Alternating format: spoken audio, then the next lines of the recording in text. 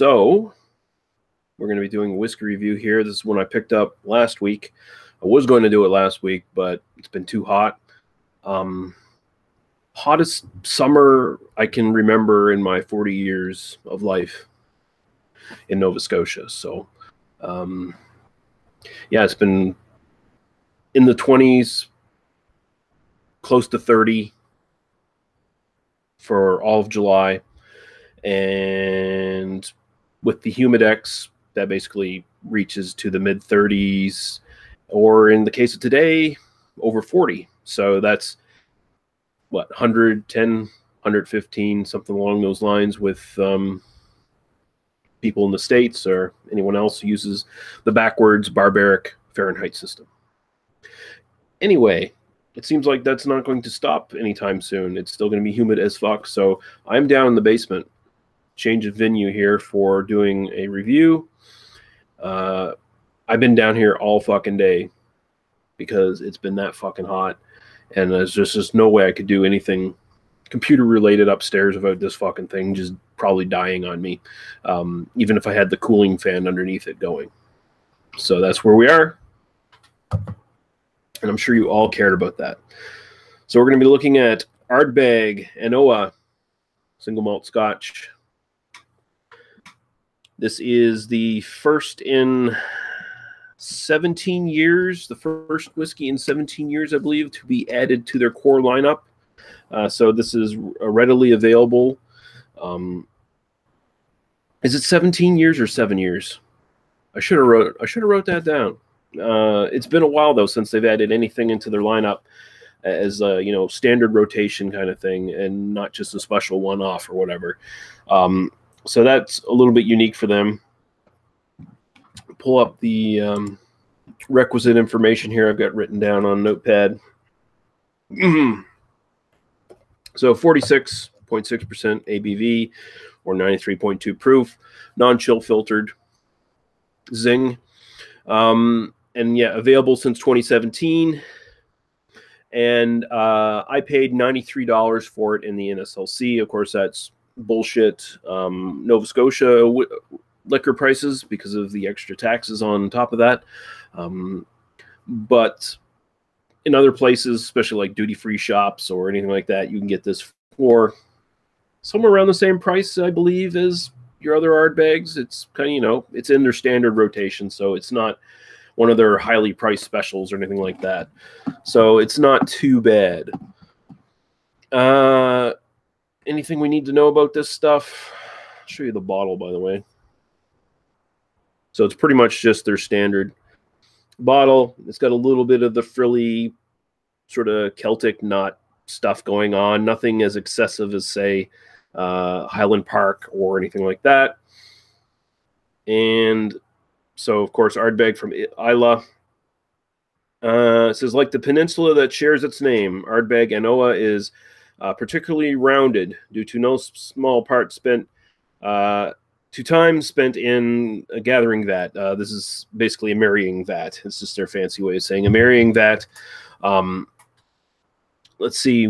So they so several cask types, whiskeys from several cask types are put in here. So they've got some Pedro Ximenez, spicy virgin charred oak, and intense bourbon or ex-bourbon casks, among others. They don't give you the full rundown of everything that's in this, but there you go. This is supposed to be more well-rounded and approachable for consumers. Of course, if you're familiar with Ardbeg, their products are usually very big in the peat, very medicinal, very punchy, and very intense stuff.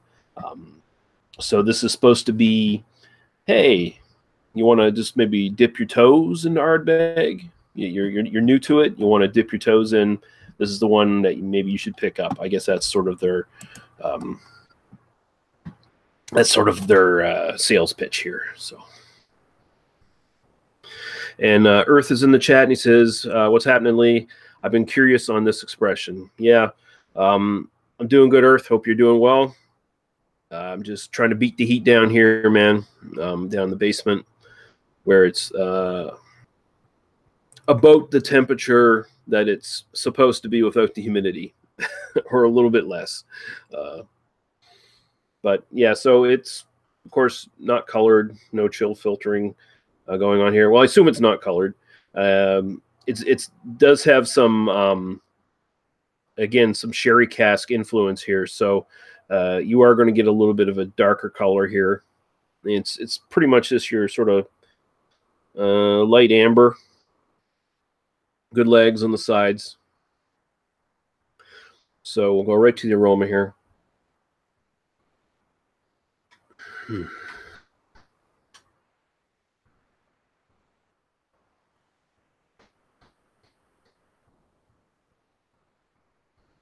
First thing you're going to notice, what I'm noticing anyway, very smooth on the nose. It's got really no kind of alcohol bite at all on it.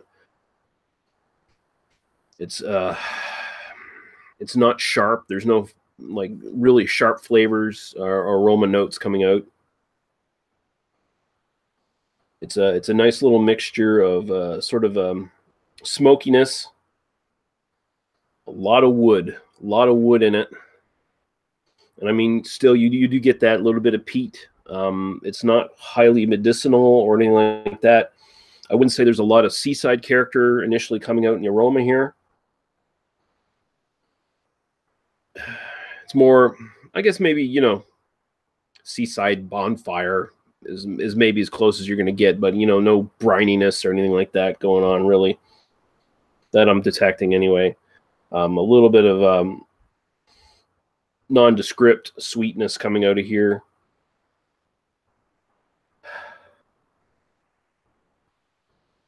All right, it smells all right. It's definitely not as intense or interesting as regular Ardbeg 10. So we'll just go right into the taste and see what we think.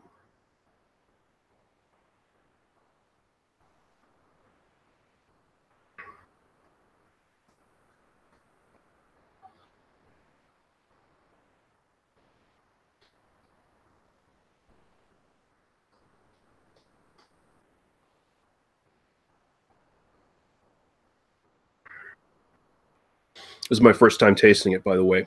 I've sat on it until tonight, so it is definitely not Ardbeg 10.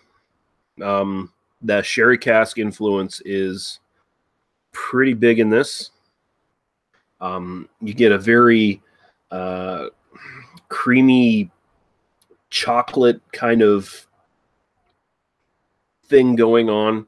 The smokiness is in the background. Not a lot of wood initially, but it's starting to creep up. It does have a nice spicy kick in the back. It doesn't have alcohol heat at all.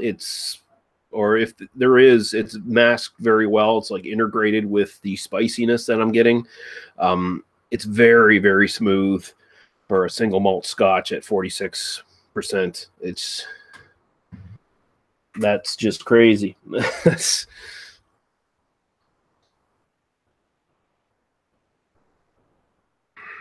Yeah, it's pretty drinkable. It tastes fine. I'm not getting any off notes of anything. It's just definitely not your standard Isla as far as big peaty intensity.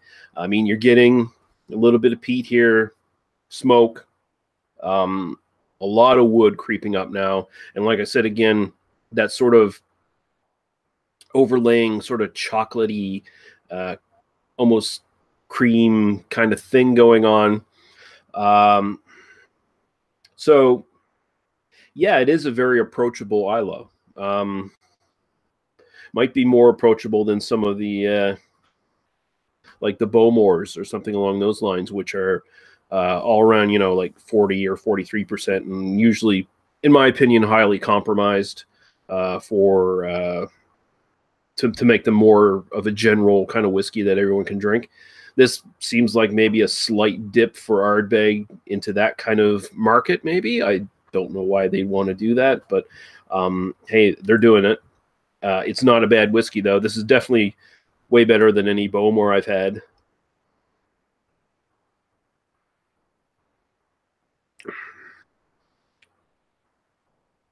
sweetness coming out in the back now too. Again, like I said, that spicy kick is picking up. It's kind of black pepper kind of thing. But yeah, it would not be my first choice for an Islay at this point. I'm probably never going to buy it again, but I'm not. Don't let me, don't let there be a damnation of this. If you're new to Islay, you want to shell out a little bit more money, I'd say definitely skip over something like Bowmore and maybe go for this instead. I see Paul's in the chat there. Hey, Paul, how's it going, man? So the Ardbeg Anoa, there's not a lot going on with it. It is very, it's kind of like Ardbeg Light kind of thing. Ardbeg Tin Light with something mixed into it, basically. Like that sherry cask influence is pretty big in it. So it really does kind of change it fundamentally. That being said, it's not a bad whiskey. I mean, is it what I want? No. It's just, I almost want to give I almost want to start giving like 2 scores on whiskeys for, personal personal enjoyment and then to style, I guess, technically. But I'm not going to do that. I'm just going to say, for me personally, it's a B+. And it's perfectly great. For you, it might be an A. But for me, it's a B+, and I'm never going to buy another bottle of it, but I liked it a lot at the same time. But, I mean, it's not the Ardbeg I'm going to jump on. I mean, next time I buy an Ardbeg, it's probably going to be Ardbeg 10. Why not? Earth is wondering if there are some special travel retail expressions out there. I think there are. This might have been, initially might have been one of them. I mean, I know Lefroy kind of has done that in the past where there was like the sort of special Lefroy club you could join, and you could get, special expressions if you so desired them. And then they would slowly sort of, as those sort of caught on, they would slowly sort of filter them out to the duty only shops and stuff like that, or, duty free shops and stuff in airports and whatnot. And then eventually some of them just leaked into overall general consumption, in regular stores. But I don't know exactly if Ardbeg does that and what they are if they do. But that's one of the things I hate about Scotch companies, man. They don't come out with a lot of information for the most part. A lot of them keep themselves fairly tight-lipped. Their websites generally only tell you about their latest expressions that they got going, and even then they generally don't tell you about their duty-free stuff. It's almost like you gotta be fucking Sherlock Holmes or some shit and try to investigate this stuff on your own, and basically you got to do a lot of reading. You got to like read whiskey writers and whiskey travelers and reviewers who go around and are always talking to the people in the industry and who are writing books about this shit. Like your Jim Murray's out there. Like he could probably tell you every fucking Ardbeg variation there is. I mean, the guy did like 8,000 Buffalo Trace expressions in 2015. So, man, crazy shit. But yeah, so B+ for Ardbeg Anoa. It is a really good introduction Islay whiskey, but it's not blowing my mind. Here we go. So I'm going to end this off now. Thanks to Earth and Paul who are watching and were commenting. And thank you guys all for watching, who will be watching later. And we'll see you later. Bye-bye.